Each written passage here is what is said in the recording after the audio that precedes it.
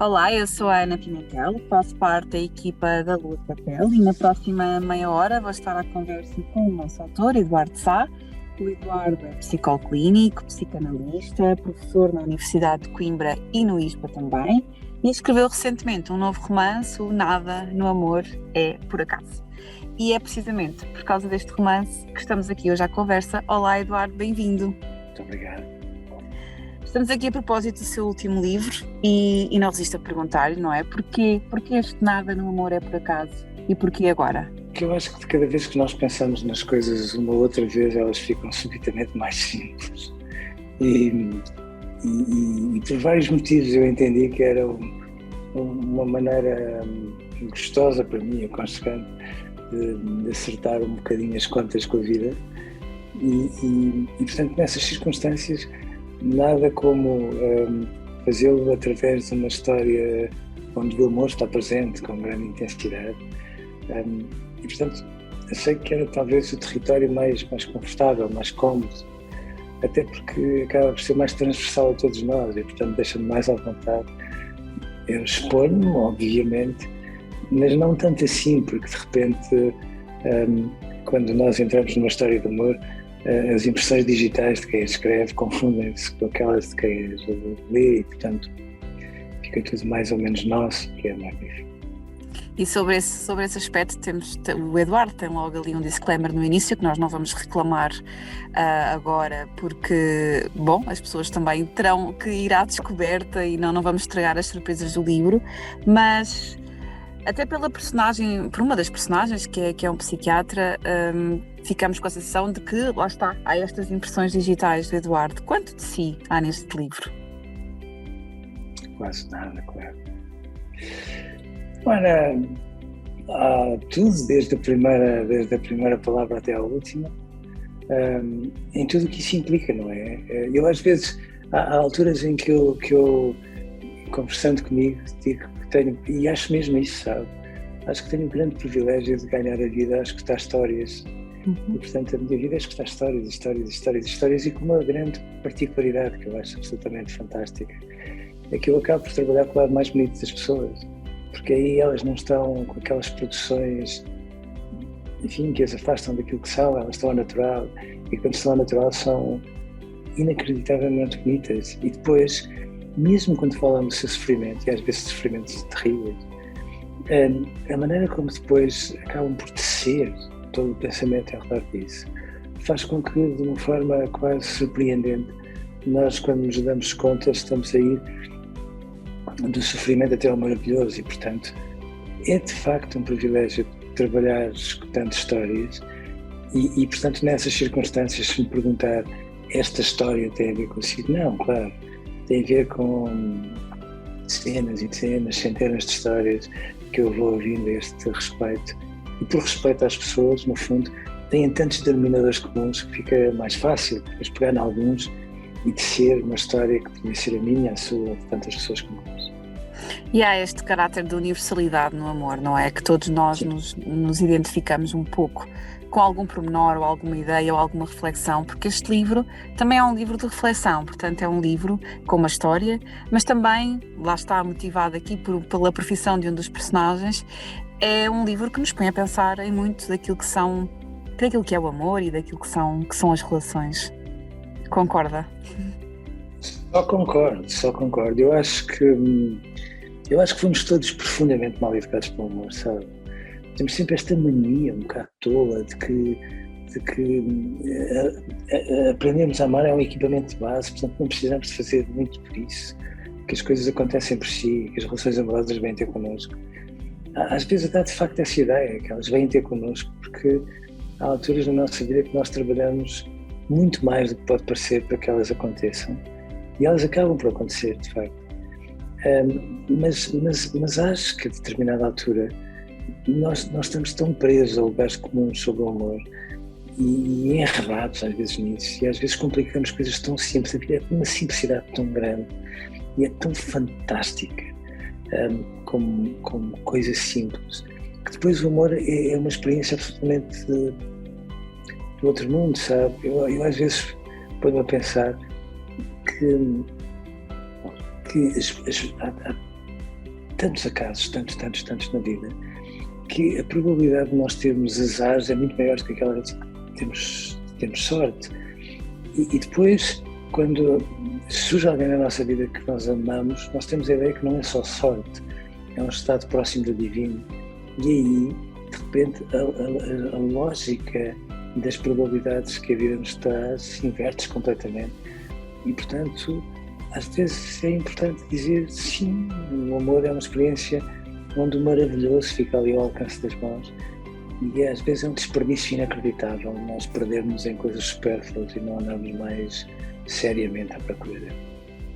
Este é o segundo romance do Eduardo, o primeiro, Um Estranho no Coração, é de 2015. O que é que notou diferente na sua escrita? Em que é que este romance se diferencia do primeiro? Eu acho que vou escrever, acho eu, claro. Acho que vou escrever de uma maneira mais simples, mais clara, menos interamelada, mais transparente. Eu nem imagino como me embaraça quando vejo alguns textos que eu escrevi há muitos anos, porque eram textos sérios, eu reconheço que eram, mas eu não sou aquela pessoa, não sou de todo. Eu acho que esta escrita é mais bonita, mas quem sou eu para dizer isso? Acho que é mais bonita, é mais ritmada, é mais tecida, e eu gosto muito de uma escrita cuidada, sabe? Daquela que de repente entra no ouvido e prende. E portanto, eu acho que por aí há uma diferença muito grande, por mais que sejam às vezes temas que eu tenho abordado muitas vezes. Escrever uma história é uma coisa diferente, de facto. Toda a liberdade é possível, mas escrevê-la com ritmo, com outro tipo de transparência, faz com que este texto seja talvez aquele que eu mais gosto até hoje. O Eduardo é daqueles autores que prefere, por exemplo, o silêncio da noite para escrever, prefere as manhãs. Como é que se organiza?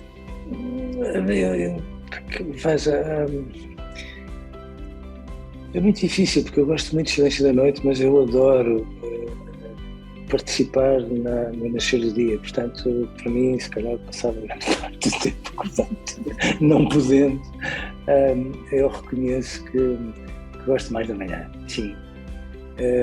Levantar-me às 5 horas da manhã, não é que eu faça disso uma regra, não gosto disso.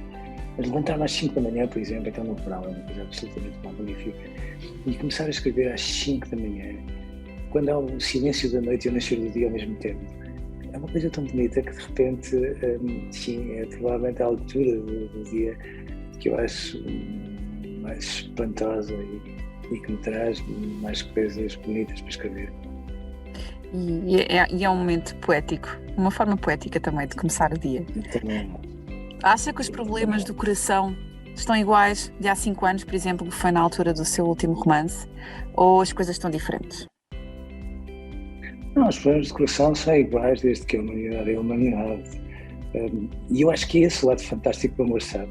Porque nós estamos, olha, agora, através desta conversa, nós estamos cercados por tantas soluções fáceis, tecnológicas, que nos dão a ilusão de que somos muito mais omnipotentes do que de facto somos. E depois há experiências humanas em que tudo é igual àquilo que sempre foi. E o amor é assim mesmo.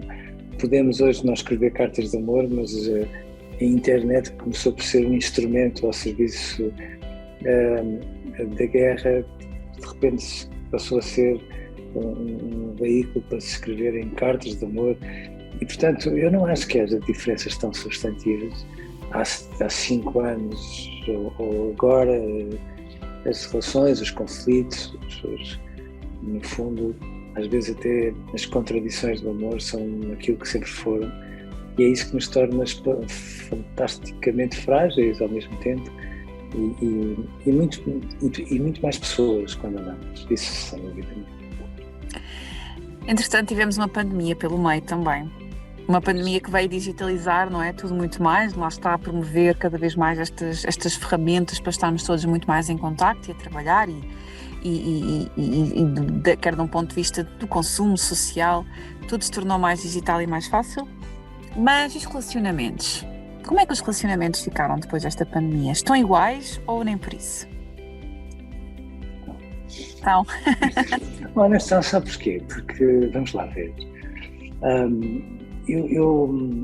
eu acho que a pandemia foi uma interpelação muito importante que todos nós vivemos, porque nos obrigou a destrinçar o supérfluo do essencial e obrigou-nos a ter, provavelmente mais do que nunca, a noção de como era preciosa a liberdade e, sobretudo, como as relações humanas, aquelas que nos fazem respirar uns para cima dos outros, são relações tão insubstituíveis que, obviamente, não há um meio digital que de algum modo as substitua. Eu acho que a pandemia, de certa forma, aproximou-nos. É claro que as pessoas que estavam mais ou menos zangadas umas com as outras, ao terem que coabitar no mesmo espaço, zangaram-se mais facilmente, mas isso, provavelmente, a pandemia serviu de entidade reveladora a muitas relações que estavam todas constipadas ou até doentes, mas que iam andando, digamos assim. Agora, de facto, ajudou-nos a perceber que, independentemente de tudo o resto e do que magnífica tecnologia nos pode dar, a verdade é que nada substitui o facto de estarmos ao pé das pessoas de quem gostamos e de coisas tão simples como abraçar, que é um gesto ao mesmo tempo fora de lugar, não é? Abrimos os braços e olhamos para alguém. Em condições normais pareceríamos quase intimidantes e depois deixamos-nos agarrar, quase como se um abraço fosse uma maneira de uma pessoa nos dar colo. E de repente aquilo que parecia quase banal e mais ou menos insignificante na nossa vida, como por exemplo até um abraço, passou a ser uma coisa tão preciosa e uma descoberta tão nova que eu tenho muita esperança que, enquanto todos nos lembrarmos da pandemia e das quarentenas, cuidemos com muito mais delicadeza e com muito mais atenção das nossas vidas. O seu livro chama-se Nada no Amor é por Acaso. A história tende a comprovar o título, mas queria perguntar-lhe, mesmo aquelas coisas que nos magoam, mesmo as histórias que nos magoam e mesmo os desgostos de amor, acho que se pode dizer assim, também não são por acaso, também ficam connosco com algum sentido para a nossa vida? Ficam, dói muito, não é? Quando nós passamos por um desgosto, dói muito. E às vezes quando um desgosto é protagonizado pela pessoa em quem nós depositamos o melhor do nosso amor, dói horrores.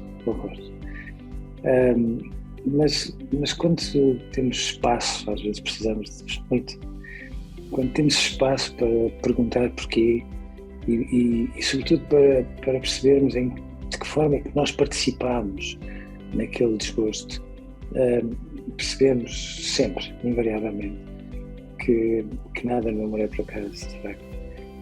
E que mesmo quando tudo nos magoou e tudo nos levava a sentir como vítimas, depois muito facilmente chegamos à conclusão que trabalhámos mais do que devíamos até porque as coisas corressem mal. Mas sabe, isso dá-nos uma sabedoria que faz com que depois, quando partimos para outra relação, não sejamos nunca as mesmas pessoas.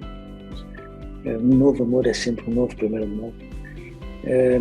Mas isso ajuda-nos, sobretudo, a ser mais humildes quando andamos e mais verdadeiros. Portanto, eu acho que muitas vezes as dores do amor ajudam-nos, são os melhores amigos da verdade. Sem elas, provavelmente, não seríamos assim tão mais transparentes.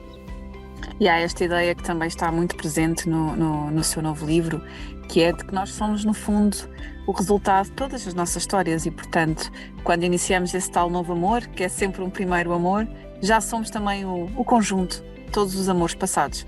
E isto pode não ser assim uma coisa muito fácil de conviver, tanta gente, não é? Não é? Nada. Eu tenho muito a ideia que o nosso coração é uma espécie de passarela e é tão engraçado, sabe, quando alguém começa a ganhar peso na nossa vida. Às vezes não temos coragem de o fazer enquanto estamos acordados, mas às vezes a dormir, enquanto sonhamos, de repente destapa-se uma história de alguém que até nem foi assim tão importante e que nós supomos já está mais ou menos na nossa vida. Às vezes a maneira como sorri ou aquilo que nos trouxe às relações amorosas e de que forma é que essa pessoa se distingue, para bem ou para mal, com aquela outra que está a chegar à nossa vida. E, portanto, é verdade que nós, quando temos alguém de novo a aventurar-se pelos caminhos do amor, nós comparamos com todas as pessoas que vivem dentro de nós, temos cheque, por ali abaixo. E é claro que nós não andamos à procura de pessoas perfeitas, que para isso, às vezes há quem nos diga isso, não é? Não, nada. Mas nós estamos sempre à espera de alguém que acrescente qualquer coisa que às vezes é difícil até falarmos e que possa transcender tudo aquilo que as outras pessoas foram deixando dentro de nós. E, portanto, esta comparação exaustiva, todos nós as fazemos. Às vezes não temos a coragem de assumir. E acha que são os outros que nos salvam? Ou somos nós que nos salvamos a nós próprios? Não, nós somos uns animais lindíssimos, acho. Somos os animais mais frágeis que existem no reino animal. E tivemos esta capacidade brutal de pegarmos na nossa fragilidade e de transformarmos uma necessidade básica num vínculo amoroso, de tal maneira que o vínculo amoroso passou a ser uma necessidade básica. E, portanto, as relações salvam-nos, sim. Às vezes também nos fazem adoecer. Bom, e verdade seja, às vezes as relações amorosas fazem-nos morrer na vida. Mas salvam-nos, sem dúvida absolutamente nenhuma. Agora, nós temos que ter a noção de que precisamos de pessoas muito especiais para que elas nos resgatem para muitos aspectos que são nossos, mas que às vezes se foram perdendo. Quantas vezes é que nós já ouvimos pessoas das nossas relações darem a entender que têm um bocadinho de saudades daquilo que foram? E termos saudades daquilo que nós fomos é reconhecermos que teremos morrido mais do que devíamos para alguns aspectos da nossa vida. E depois há alguém que entra por ali dentro, pelo nosso coração, e de repente, sabes, ganha ali um lugar na primeira fila e vira-nos do avesso. E, portanto, o amor tem esta coisa magnífica de ser assim uma espécie de ressurreição. É um bocadinho como a primavera todos os anos. E é isso que faz uma experiência única. E voltando aqui ao seu livro e a dos personagens também, que é a Luísa e o Jarbas, pensando aqui um bocadinho também na história deles, o que é que acha que faz mais sentido? Ou o que é que acha que resulta melhor? Quando começamos do zero ou quando na mesma relação começamos de novo? Eu acho que nós nunca começamos do zero em nada, percebe? Nem na nossa vida, nem quando voltamos a apaixonar-nos por outra pessoa. Todos nós temos essa tendência, olha a verdade. Às vezes as coisas estão tão viradas do avesso que a nossa vontade é fazermos as malas e começarmos a vida longe do sítio onde estamos, com pessoas que não conhecemos de lado nenhum, como se com isso riscássemos esses episódios da nossa história e tivéssemos a ilusão de que, de facto, não sabemos nada do que, entretanto, aprendemos. Mas não, começar é sempre recomeçar.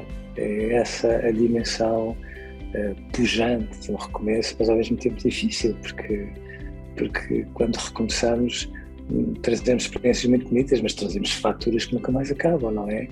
E quando alguém aparece na nossa vida, contra a nossa vontade, quando nós damos conta até ficamos envergonhados, mas começamos a pôr as faturas das outras relações em cima da colo daquela pessoa e olha, mais esta, e coitado, quem chega de novo fica ali meio sem jeito a tentar ajudar-nos, até que há um dia qualquer que felizmente a ciência diz calma, isso não tem bem a ver comigo, pois não. E não, mas nós precisamos tanto das relações para repararmos as cicatrizes que, entretanto, outras pessoas deixaram dentro de nós, que às vezes temos todos esta tentação que o ideal era mesmo começar do zero, como quem põe um conta quilómetros do princípio e faz de conta que não houve passado, só há futuro. Mas é verdade, só há futuro quando existe passado e, portanto, o grande desafio das relações amorosas é nós, no fundo, termos a noção, a convicção de que o melhor do mundo é o futuro. É aquela tentação de fazermos com a vida aquilo que fazemos com os computadores, não é? Desligar e voltar a ligar na esperança de que os problemas tenham desaparecido. Magicamente. Uma das personagens, lá está, como dizia há pouco, é um psiquiatra, não é? Que vai recebendo no seu consultório várias histórias, sente, até pela sua prática também, sente que hoje em dia é mais fácil as pessoas procurarem ajuda especializada para perceberem melhor as suas relações, os seus padrões de comportamento e de relação. Acha que já há menos estigma nisto?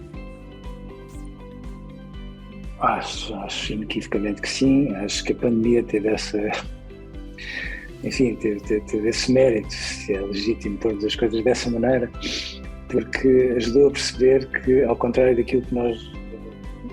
da forma como sentimos tanta gente a vender-se, as lágrimas, os fracassos, os medos, as angústias, os pânicos, enfim, um pacote de coisas que nós gostaríamos que pudessem ser transformadas numa espécie de trituradora, existisse ela na nossa memória, mas que fazem parte de nós e que são pequenos obstáculos, às vezes grandes obstáculos, que de facto nos afastam uns dos outros. Nós todos vivemos, os nossos obstáculos estão sempre presos às nossas histórias e a pessoas muito significativas das nossas histórias. E às vezes é muito importante pegarmos nestas histórias todas muito mal amanhadas, todas muito desarrumadas, colocá-las no colo de alguém e dizer assim: agora ajude-me a pôr um fio na meada disto tudo. E portanto eu hoje entendo que em Portugal, devagarinho, está a chegar aquilo que em muitos países desenvolvidos foi sendo felizmente a regra, ao perceber-se que a saúde mental não é um bem de segunda necessidade, é um bem precioso, e que a saúde mental não é incompatível com a nossa tristeza, com todos aqueles lados sombrios, porque nós às vezes temos esta ideia tola de todo, que quanto mais otimistas, mais saudáveis. Não, às vezes quanto mais otimistas, mais falsos, simplesmente. A alegria é uma experiência de encontro, mas a tristeza também, e muitas vezes a tristeza é quem nos ajuda a perceber melhor que as pessoas que estão na nossa vida merecem lá estar. Às vezes, sem passarmos por lá, em companhia de quem é importante para nós, nunca chegamos a perceber se aquela relação é tão robusta assim, e às vezes só mesmo esse lado mais doído é que nos ajuda a perceber. Portanto, a saúde mental vai sendo realizada. Neste momento está um bocadinho na moda, que é uma coisa que me preocupa, sabe? As pessoas agora todas chegam à frente e dizem: sim, eu também já tive os meus momentos sombrios, que certeza. Agora, o que é importante é depois nós pegarmos nisso tudo e termos a humildade de nos reconstruirmos, começando de novo. Ou seja, não basta dizer, afirmar também. O que é importante é fazer esse trabalho interno de desconstrução e construção de algo novo. E voltando aqui ao seu livro, há um tema que não é novo, na sua obra literária. Um dos seus livros que mais sucesso tem é O Querida Mãe, que já vai para a 10ª edição, e há um tema que também acaba por estar aqui presente no livro, e que tem muito a ver com esta relação que vamos tendo com os nossos pais, que de alguma forma fica espelhada nas relações que escolhemos também de amor no futuro. Como é que nós fazemos isto? Isto é um processo consciente ou de facto é uma coisa que nos escapa? Achamos que estamos a ir pelo lado contrário e afinal estamos a ir sempre no mesmo sentido? Às vezes não vamos no mesmo sentido, mas a vida às vezes parece uma porta giratória, não é? Às vezes queremos tanto evitar as asneiras que os nossos pais fizeram, que passamos a vida a crescer como se tentássemos ser o negativo do que eles foram, e depois, quando damos conta, estamos a repetir as mesmas coisas, tendo entrado por uma porta ali ao lado. Eu não vejo qual é o drama disso acontecer, devo dizer. Os nossos pais podem ter feito muitas asneiras. Eu não conheço pais que não façam asneiras como pais, fico claro.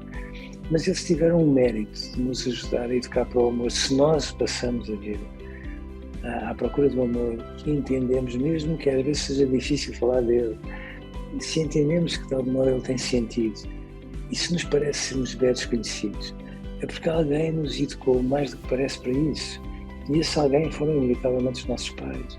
É evidente que depois os exemplos que eles nos deram como com pessoas apaixonadas um pelo outro, não é bem aquilo que muitas vezes nós gostaríamos que fosse. As crianças são muito bonitas quando perguntam de onde vêm os bebés, porque as mães vão sempre buscar os manuais das pessoas que escrevem para as mães e para os pais, e dos quais às vezes eu tenho medo, e tentam ser muito sérias, demasiado realistas na forma como se explica de onde vêm os bebés.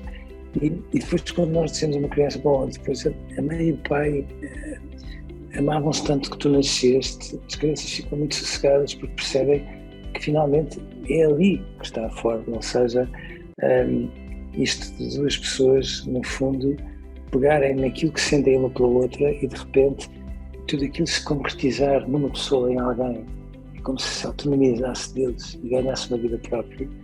E, portanto, os nossos pais têm essa preponderância e ajudam-nos a amar, inevitavelmente.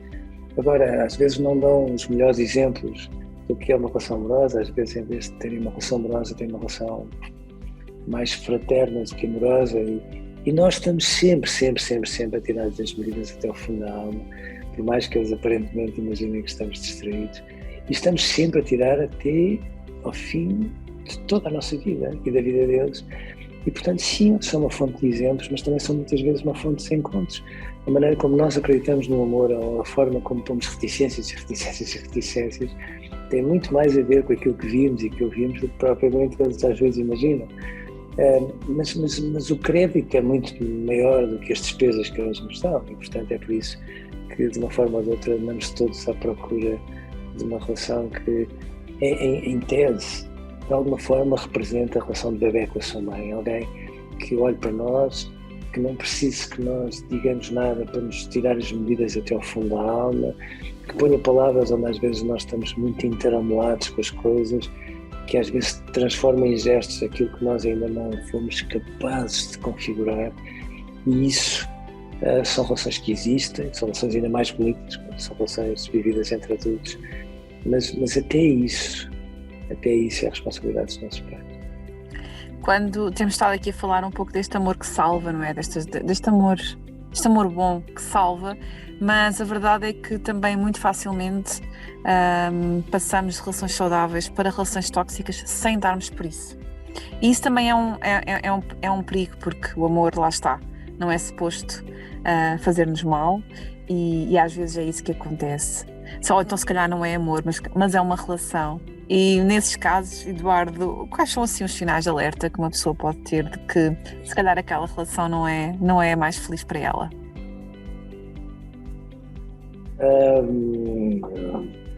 O sinal maior é que de repente nós temos relações em que parecemos perder toda a graça e deixamos de ser capazes de nos rir e dizer uma piada e de nos encantarmos com um pormenor quase insignificante.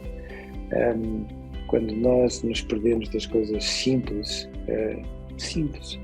da vida, aquelas que nos tocam e nos sensibilizam, é porque aquela relação está seguramente a fazer-nos muito pior do que pode acontecer. Agora, eu acho que todos nós temos um longo cadastro de relações mais ou menos tóxicas, porque quando nós vamos para uma relação, nós não temos só coisas boas quando vamos para lá, não é? Mas amamos um bocadinho à altura dos nossos olhos. Mas há pessoas que falam linguagens completamente diferentes da nossa. Nós às vezes tentamos adaptar demais, coisa que não devia acontecer quando há uma relação de base.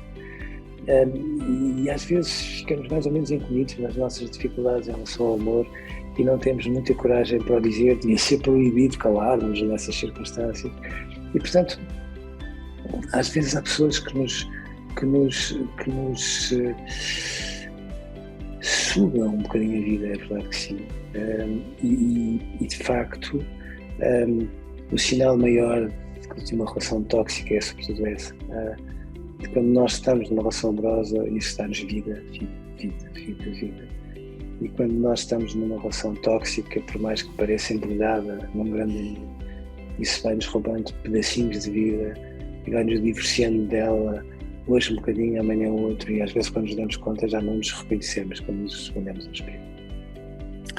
Eduardo, estamos a chegar ao fim. Se pudesse resumir este seu livro, Nada no Amor é por Acaso?